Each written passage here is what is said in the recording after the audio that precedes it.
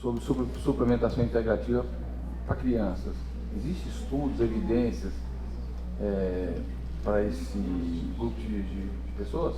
Existe sim, e aqueles que eu coloquei no meu mestrado, que eram aquelas vitaminas, né? A vitamina D, a vitamina E, a vitamina C, a curcumina.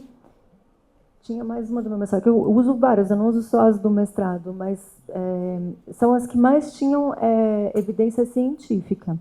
Elas não atuam somente no anti-inflamatório da coisa, elas também, principalmente o ômega 3, que era o que estava faltando dos que eu falei, fazem também a epigenética e nutrigenômica, porque atuam na expressão do gene. Então, principalmente em doses maiores, tanto o ômega 3 quanto a vitamina D, quando eu falo doses maiores, eu não estou falando doses altíssimas, não, como o protocolo Coimbra. Eu estou falando doses altas, como mais ou menos 10 mil unidades para um adulto por dia e 5 mil unidades para uma criança, num geral, porque a criança vai depender muito do peso. Mas uma criança mais ou menos de 8 anos, uma criança que não é tão pequena, mais ou menos 5 mil unidades dia.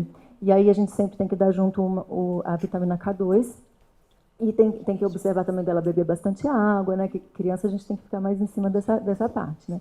Mas esses dois, principalmente, eles agem muito na expressão gênica e vai ser muito bom para a criança em outros aspectos também.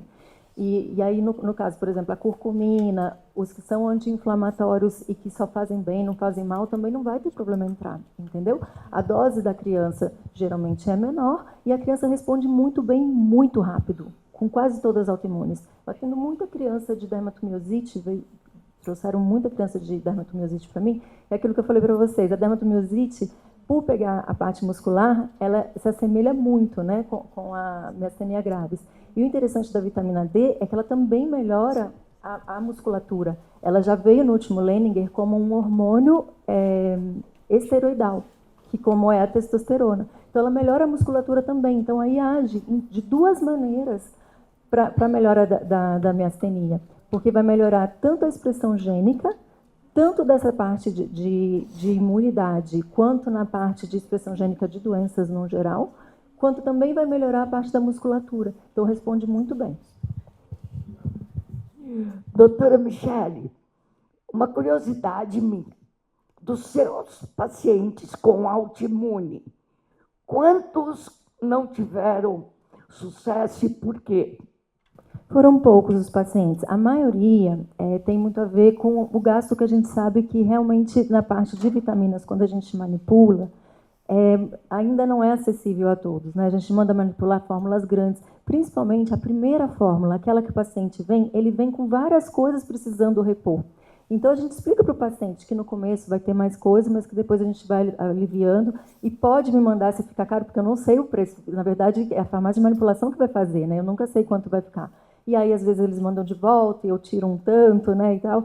Isso acontece, sim. E realmente eu acho que o maior desafio nosso hoje com a medicina integrativa é o custo mesmo, né? É uma medicina que ainda é cara, porque a gente precisa de muito tempo para poder atender esse paciente com toda a personalização que ele precisa e todas essas fórmulas que uma miligramagem faz diferença. Num mês ele precisa de uma, outro mês ele precisa de outra, e a gente vai fazendo esse equilíbrio. A gente sabe, sim, que não é hoje em dia ainda uma política que dá para fazer para todos. Só que eu acho que tudo começa assim. As coisas, por exemplo, começam sempre um pouco mais inacessíveis. Vamos supor o carro logo que surgiu e depois foi modificando. Eu acho que tudo é assim com o tempo, né? Então, se a gente não plantar essa semente para ela não se transformar numa árvore, numa floresta depois, quando é que a gente vai fazer isso, né? Se existe uma maneira da gente ir colocando isso de uma maneira mais para o mundo inteiro, é justamente a gente ir fazendo trabalhos. Por isso que eu fiz meu mestrado nisso. Então, cada pessoa que fizer uma coisinha,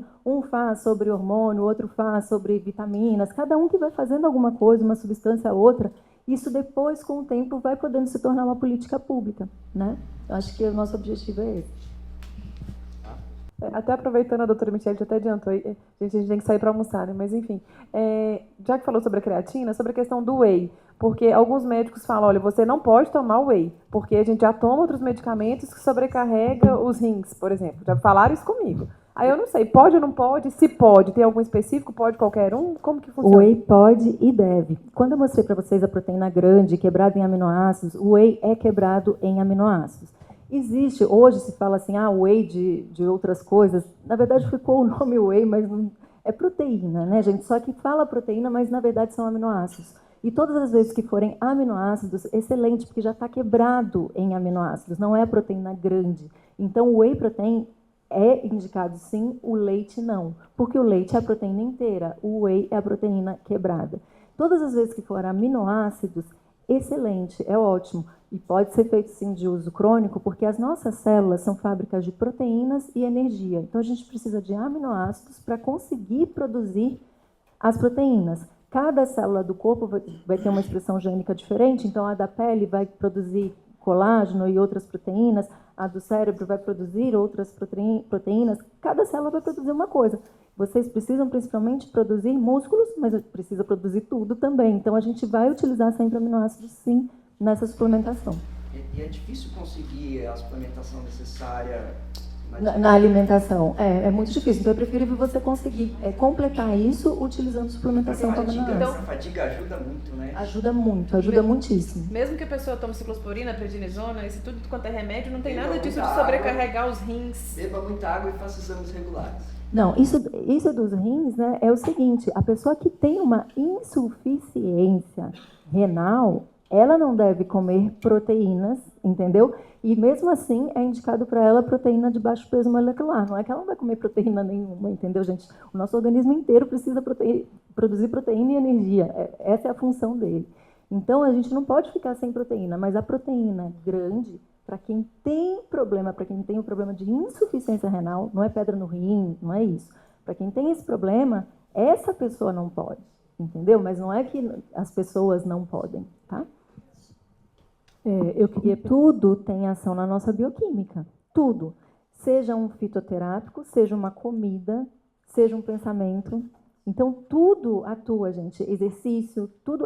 O tempo inteiro a gente está produzindo substâncias, a gente está consumindo substâncias, seja na comida, seja no fitoterápico, seja no remédio. Tudo isso muda a nossa bioquímica. Mudou a nossa bioquímica, muda o que a gente está expressando, né? Então, é super importante encarar o fitoterápico como uma substância que age na bioquímica, assim como o remédio, assim como comida, assim como pensamento, exercício, o que for.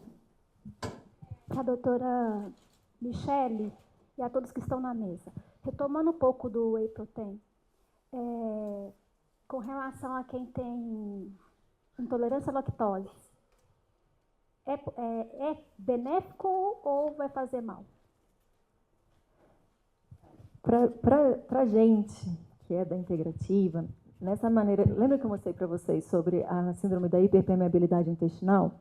Isso, na verdade, não acontece só com miastênicos. Isso pode acontecer com qualquer pessoa.